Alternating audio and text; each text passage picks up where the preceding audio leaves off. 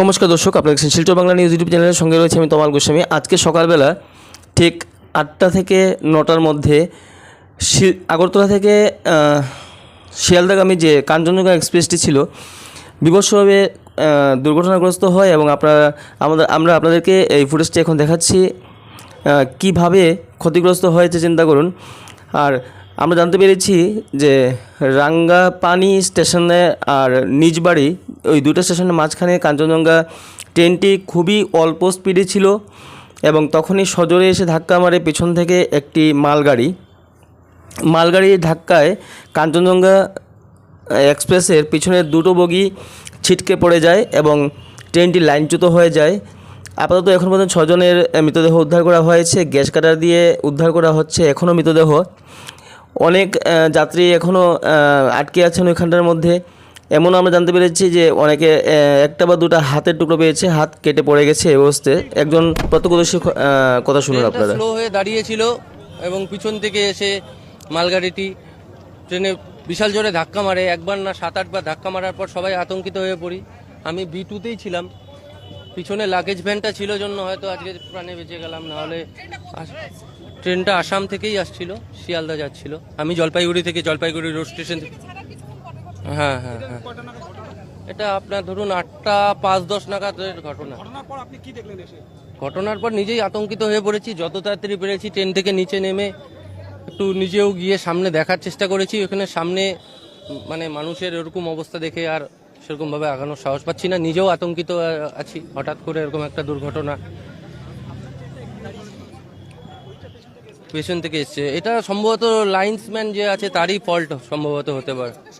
হ্যাঁ, 5 জনের মৃত্যু চোখের সামনে দেখেছি, এখনো লাশ পড়ে আছে ওখানে। আমার নাম সৈকত মণ্ডল।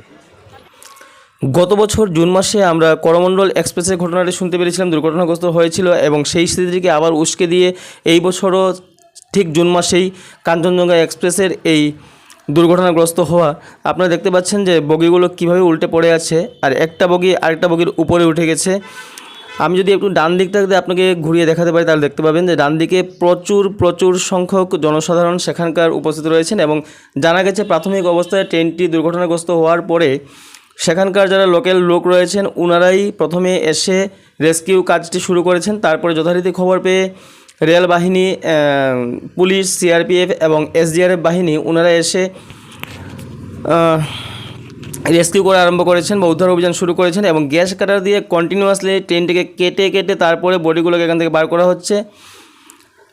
আর আপনারা দেখুন এই ডান সাইডে দেখুন, আমি দেখাচ্ছি আপনাদেরকে। ডান সাইডে প্রচুর পরিমাণে লোক জমায়েত রয়েছে এখানে, কারণ এত বড় একটি বিভৎস ঘটনা ঘটে গেছে। সারাদিন সকাল থেকে আজকে মুষলধারে বর্ষণের মধ্যে এই অবস্থা, এই জায়গাতে এত দুর্ঘটনাগ্রস্ত হয়েছে একটি ট্রেন। অনেক যাত্রী ঘর থেকে কেউ বেরিয়েছিলেন হয়তো। আর উনি বলেছেন যে আসাম থেকে না, ট্রেনটি ছিল ত্রিপুরা থেকে শিয়ালদাগামী ট্রেনটি ছিল। এটি শিয়ালদার উদ্দেশ্যে যাচ্ছিল, ত্রিপুরা থেকে রওনা হয়েছিল। তাই বিশেষ করে আশা করা যাচ্ছে বা ভাবা যাচ্ছে যে ত্রিপুরা এবং কাছাড়ের বা করিমগঞ্জ, হাইলাকান্দির বা আমাদের বদরপুরের এই সমস্ত অঞ্চলের প্যাসেঞ্জারই বেশি হওয়ার আশঙ্কা এখানে। এই জায়গাটি আপনারা দেখছেন যে সেটা হচ্ছে দুটি বগির মাঝখানে যে যাতায়াত পথ থাকে, বাথরুমের যে সাইডটা থাকে, দেখুন কিভাবে ড্যামেজ হয়েছে এই জায়গাটা। আর এটা দেখতে পাচ্ছেন আপনারা রেলওয়ে মানে রেল কানেক্টেড, একটা বগির সঙ্গে আরেকটা বগি কানেক্টেড যে ম্যাগনেটটা থাকে, ম্যাগনেটটাও ছিটকে পড়ে গেছে। মানে কত সজোরে ধাক্কাটা লেগেছে সেটা আপনারা এখানে বুঝতে পারছেন। আমরা এই ভিডিওটি দেখিয়ে আপনাদের মানে আমরা যে কথা বলবো বা কি বুঝাবো সেটা অপারক আমরা এখানে, কারণ এত বিভৎস কাণ্ড দেখার পরে আর কিছু বলা যাচ্ছে না বা বলে বোঝাতে পারছি না, ভাষা খুঁজে পাচ্ছি না আমরা। তথাপি এই নিউজগুলো আপনাদের কাছে সবসময় সঠিক সময়ে পাঠাতে হয় বলেই আমরা পাঠাচ্ছি এটা। অনেক লোক অনেক কষ্ট করছেন এই মুহূর্তে, অনেক লোক এখনও আটকে রয়েছেন। তো পিছনে পার্সেল ভ্যানটা ছিল বলেই হয়তো বরাত জুড়ে সামনের বগিগুলোতে যে প্যাসেঞ্জাররা ছিলেন কিছু ইনজুর হয়েছেন বা ক্ষতিগ্রস্ত হয়েছেন, এমন হয়তো মেজর কিছু হয়নি। কিন্তু আমরা যেটা দেখেছি যে পার্সেল ভ্যানের ঠিক পরেই, যদি আপনি দেখতে চান, পার্সেল ভ্যানের ঠিক আগের যে বগিটি থাকে সেটি জেনারেল ডাব্বা থাকে বা জেনারেল কামরা থাকে। এই বগিটিও সম্পূর্ণ উল্টে গেছে এবং দেখতে পাচ্ছেন একটার পরে একটা গ্যাস সিলিন্ডার যাচ্ছে ওখানে। গ্যাস কাটার দিয়ে অনবরত কেটে বের করার চেষ্টা করা হচ্ছে লোকজনকে যারা ভিতরে আটকে পড়ে আছেন। হয়তো এখনও অনেক প্রাণের স্পন্দন ভিতরে পাওয়া যেতে পারে বা ডেড বডিও আরও পাওয়া যেতে পারে বলে আশঙ্কা প্রকাশ করেছে। মমতা বন্দ্যোপাধ্যায় টুইট করে বলেছেন যে ইতিমধ্যেই যত সম্ভব তাড়াতাড়ি করে প্রয়াস করার, এবং আমরা জানাতে চাই যে সেটা রাজনীতির সময় নয় এটা। এবার এই অবস্থার সময়ে স্টেট গভর্নমেন্ট এবং সেন্ট্রাল গভর্নমেন্ট দুজনকেই একসাথে মিলে উদ্ধার অভিযানে হাত দেওয়া উচিত এবং যত তাড়াতাড়ি সম্ভব ওনাদেরকে চিকিৎসাধীন অবস্থায় হাসপাতালে ভর্তি করা উচিত, বা কতটুকু ক্ষয়ক্ষতি হয়েছে বা কত পরিমাণ নিহতের সংখ্যা আছে সব কিছু তাড়াতাড়ি করে দেখে নেওয়া প্রয়োজন।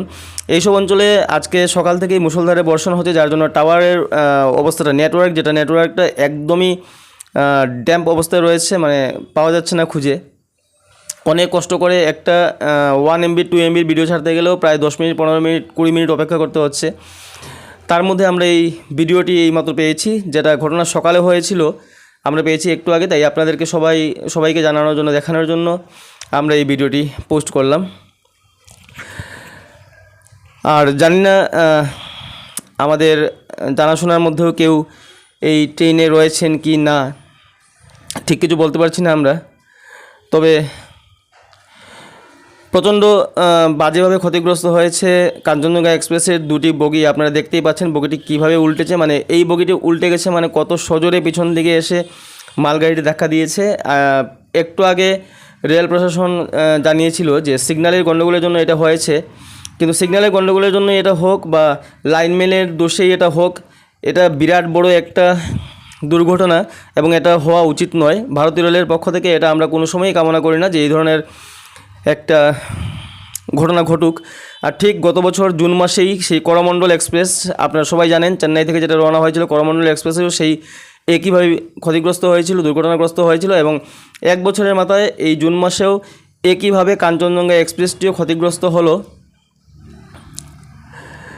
আর দেখতেই পাচ্ছেন এখানে ট্রেনটি লাইন থেকে সরে গেছে, সম্পূর্ণ ট্রেনটি লাইন থেকে সরে গেছে, লাইনচ্যুত হয়েছে।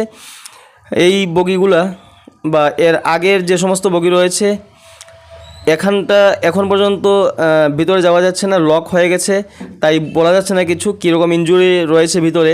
তথাপি আমি দেখাবো আপনাদেরকে একটু আগে যে গ্যাস কাটার দিয়ে এখানে, এই যে সামনে গ্যাস কাটার রয়েছে, গ্যাস কাটার দিয়ে এখানে এখনও গ্যাস কাটার দিয়ে কেটে লোককে বার করার চেষ্টা অবিরাম চলে যাচ্ছে, এবং প্রচণ্ড বাজে ওয়েদার এই জায়গায় রয়েছে এখনও। আমরা আগামী আপডেটও আপনাদেরকে জানাবো, আপনাদের সঙ্গে শেয়ার করব। আপনারা শুধুমাত্র আমাদের পাশে থাকবেন এবং চ্যানেলটিকে অতি অবশ্যই সাবস্ক্রাইব করে আমাদের এই ছোট্ট ইউটিউব চ্যানেলের সাবস্ক্রাইবার হয়ে যাবেন। আগামী আপডেটের জন্য অপেক্ষা করবেন। ধন্যবাদ।